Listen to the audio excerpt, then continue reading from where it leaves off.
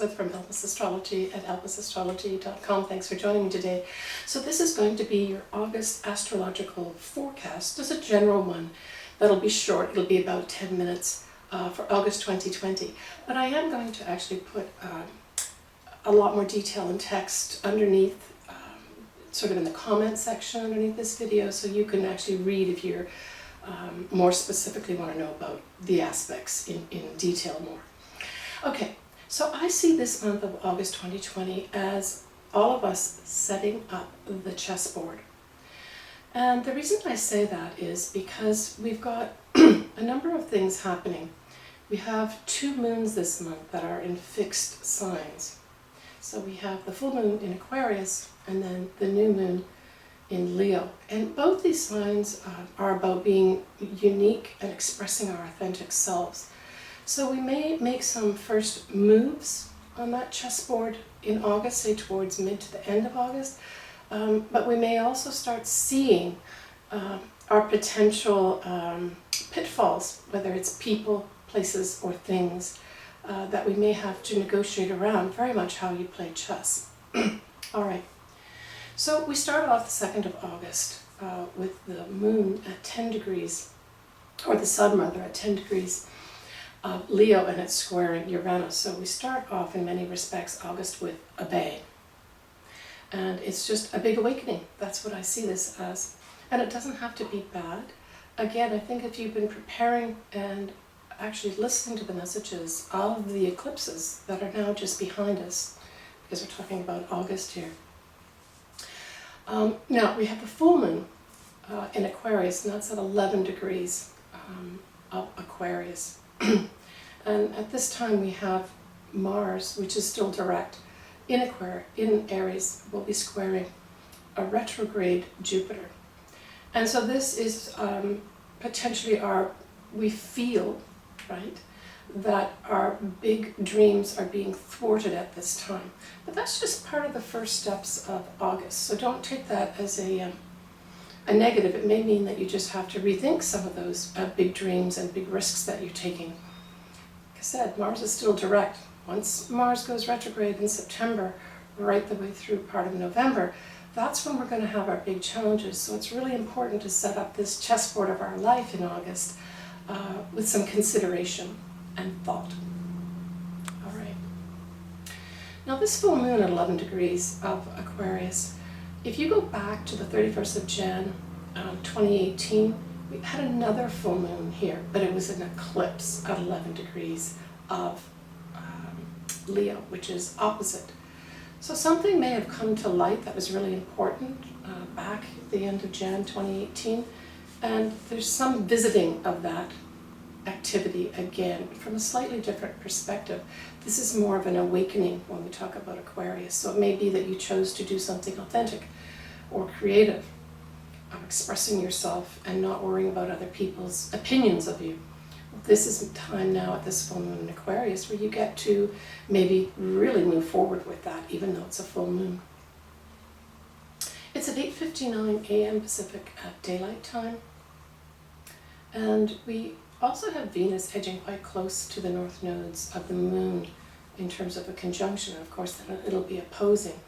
So this is just really giving us some favorable and beneficial energy to push us. You know, it's almost like I see this boat and us being pushed out to the water and the wind in our sails. That's how I see that aspect. It does quincunx Saturn, so it suggests that we do have to take on maybe new responsibilities, or think through the implications of what we're doing here.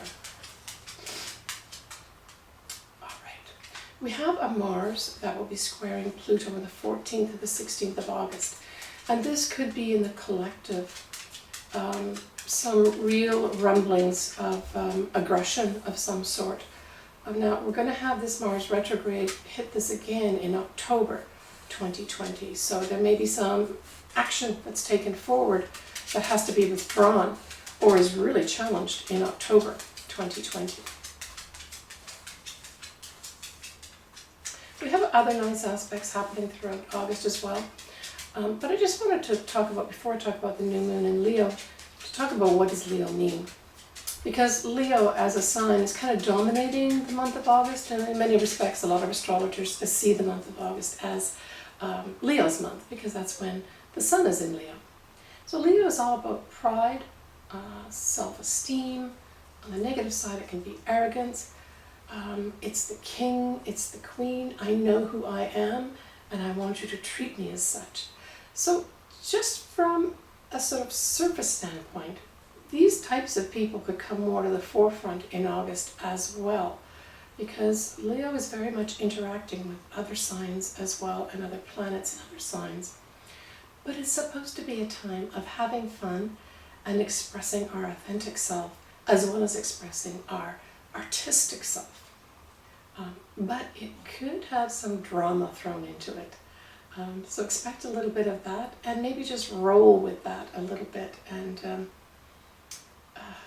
that's okay. I mean, if you have some drama, it puts you on the stage where you can express who you are. That could actually be very enjoyable for you.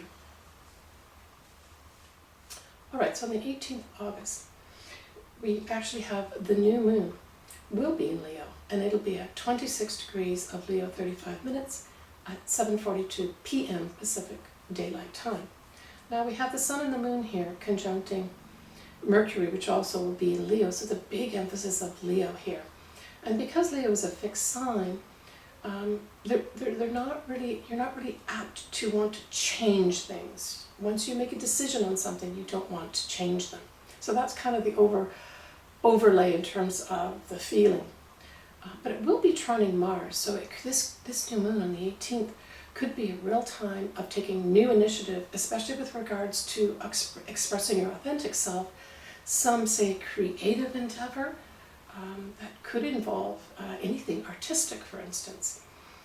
It could be a time too that you may start a new business. But certainly it's a time when there's going to be a lot of energy around to enjoy ourselves. But Mars will be squaring Saturn, and of course by association Pluto as well. But we also have Jupiter sextiling Neptune, and I've talked about that many times. And that just gives us beneficial energy to express our dreams, opportunities for dreams to come true. So this new moon could be very beneficial for people. See where these degrees fall on your chart, especially 26, 27 degrees of Leo, or the opposite sign of Aquarius.